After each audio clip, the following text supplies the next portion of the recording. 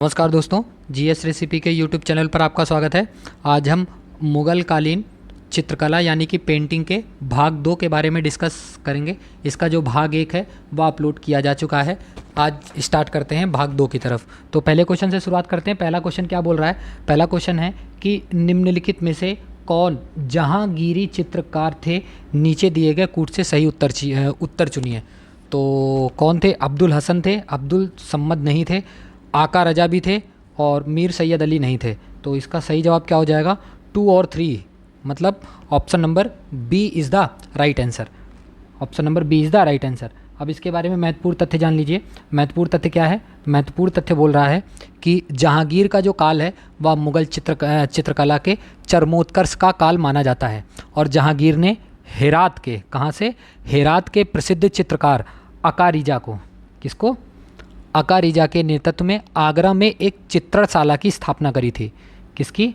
चित्रणशाला की जो है वह स्थापना करी थी। और जहांगीर के काल में हस्तलिखित ग्रंथों की विषय वस्तु को चित्रकारी के लिए प्रयोग की पद्धति को समाप्त करके उसके स्थान पर छवि चित्र, कौन सा?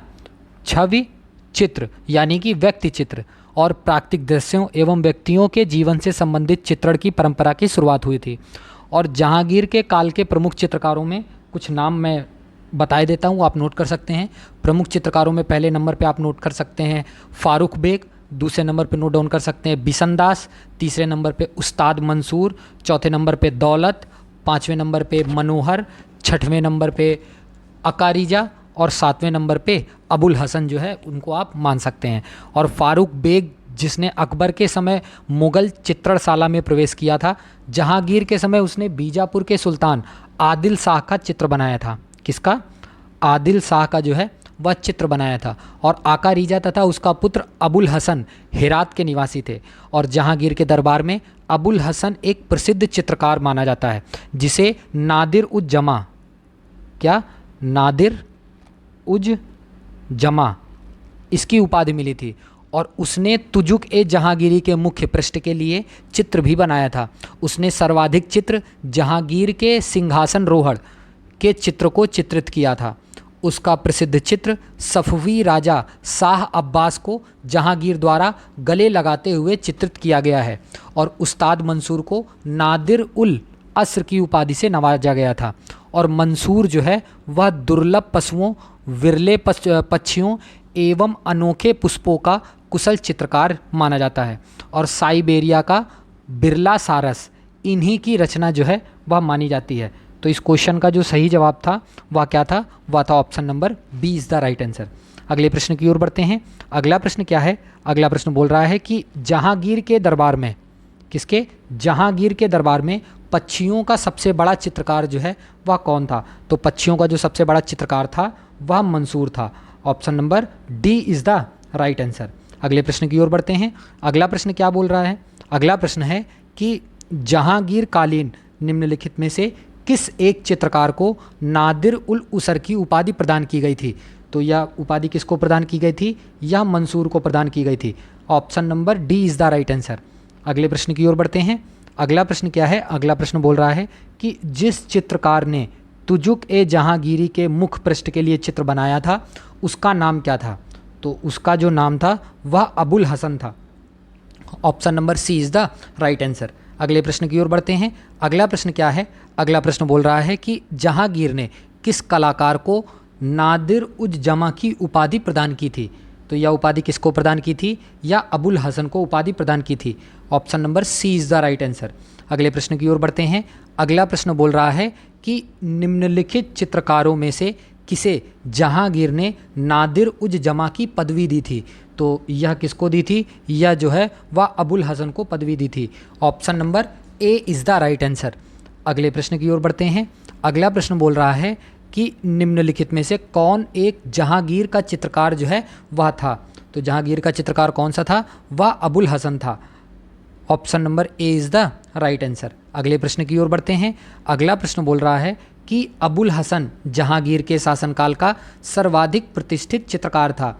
उसने प्रसिद्ध मुग़ल दरबार चित्र को चित्रित किया है जिसमें क्या है?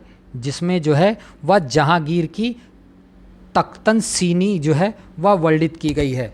Option number A is the right answer. अगले प्रश्न की ओर बढ़ते हैं। अगला प्रश्न बोल रहा है कि प्रसिद्ध मुगल चित्र जिसमें जहांगीर को सफाविद यानी कि सफवी राजा शाह अब्बास को गले लगाते हुए दर्शाया गया है, इनमें से किस मुगल चित्रकार द्वारा यह बनाया गया था? तो यह जो है वह अबुल हसन द्वारा बनाया गया था। Option number B is the right answer. अगले प्रश्न की ओर बढ़ते हैं। अगला प्रश्न बोल रहा है कि वह कौन हिंदू चित्रकार था जो जहांगीर द्वारा ईरान के शाह अब्बास प्रथम का छायाचित्र बनाने के लिए भेजा गया था? तो वह कौन था? वह बिशनदास था। Option number B is the right answer. और जहांगीर ने हिंदू चित्रकार बिशनदास को फारस यानी कि ईरान के शाह अब्बास और उसके परिवार वालों का चित्र बनाने के लिए अपने दूत के साथ फारस भेजा था। और बसावन आकृतियों के चित्रण तथा रंगों के प्रयोग में अत्यधिक वह कुशल भी था। इसे लोग दसवंत से भी श्रेष्ठ मानते हैं। तो इस क्वेश्चन का जो सही जवाब है वह है option number B is the right answer. अगले प्रश्न की ओर बढ़ते हैं। अगला प्रश्न बोल रहा है कि निम्नलिखित में से किस चित्रकार को जहांगीर ने अपने दूत के साथ ईरान भेजा था? तो वह किसको भेजा था? वह बिशनदास को भेजा था। Option number C is the right answer. अगले प्रश्न की ओर बढ़ते हैं। अगला प्रश्न बोल रहा है कि मुगल चित्रकला में अग्र संक्षेपण का सिद्धांत अपनाया हुआ दिखाई देता है, जिससे निकट और दूर के व्यक्ति तथा पदार्थ एक ही परिप्रेक्ष्य में आ जाते हैं। ऐसा किसके प्रभाव के कारण हुआ था? तो ऐसा जो है पुर्तगाली के प्रभाव के कारण से हुआ था। Option number C is the right answer. Mughal शासक जहांगीर का काल मुगल चित्रकला के चरमोत्कर्ष का काल माना जाता है। और मुगल कालीन चित्रकला शैली फारसी यानी कि ईरानी, भारतीय तथा यूरोपीय चित्रकला शैलियों से प्रभावित थी।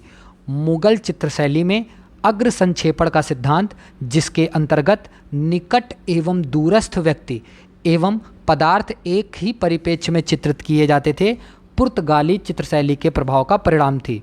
और मुगल काल में यूरोपीय चित्रों के महत्वपूर्ण भागों को अपने चित्रों में संजोने वाले महत्वपूर्ण चित्रकारों में पहला नाम बसावन का आता है, और दूसरा नाम जो है वह केशवदास का आता है, तीसरा नाम मिस्किन का आता है, और चौथा नाम दौलत का आता है, और पाँचवें नंबर पे आप अबुल हसन को भी मान सकते हैं।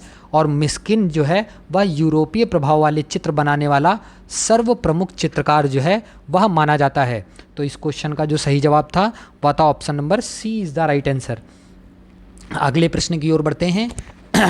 अगला प्रश्न बोल रहा है कि पहाड़ी school, Rajput school, Mughal school और कांगड़ा स्कूल निम्नलिखित में से किस कला की विभिन्न शैलियों को दर्शित करते हैं?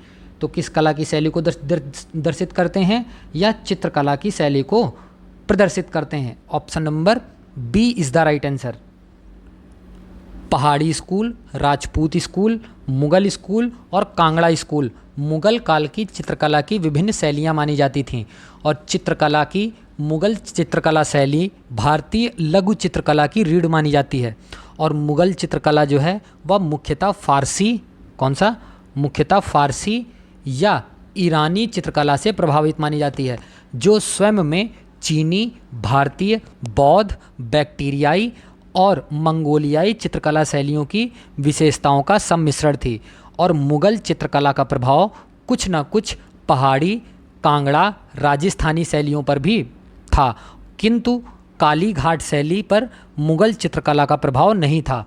और मुगल चित्रकला शैली एक शाही या दरबारी शैली मानी जाती है, जिसका आम लोगों से कोई सरोकार नहीं था। यह मुगल दरबार की चार दीवारी तक सीमित थी। और इस शैली की नींव हुमायूं ने रखी थी। किसने रखी थी?